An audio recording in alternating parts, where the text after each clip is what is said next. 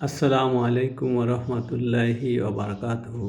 সম্মানিত ভিউয়ার্স, আজ 12ই ডিসেম্বর 2025, 27 অগ্রহায়ণ 1432 বঙ্গাব্দ এবং 20 জমাদিউস সানি 1447 হিজরি।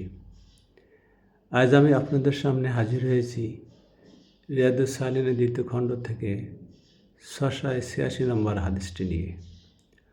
হযরত আবু সাঈদ খুদরি রাদিয়াল্লাহু থেকে বর্ণিত, তিনি বলেন, রাসূলুল্লাহ সাল্লাল্লাহু আলাইহি সাল্লাম ইরশাদ করেছেন, কিয়ামতের দিন আল্লাহর নিকট নিকৃষ্টতম মর্যাদার লোক সেই ব্যক্তি হবে যে তার স্ত্রীর সাথে শয্যা গ্রহণ করে এবং তার স্ত্রীও তার সাথে শয্যা গ্রহণ করে। এরপর সে পরস্পরের গোপন কথা লোকদের কাছে প্রকাশ করে বেড়ায়। মুসলিম শরীফ। মহান রব্বুল আলামিন আমাদেরকে এ ব্যাপারে সতর্ক থাকার তৌফিক দান করুন, আমিন। চ্যানেলটিতে সাবস্ক্রাইব করুন প্লিজ। ধন্যবাদ।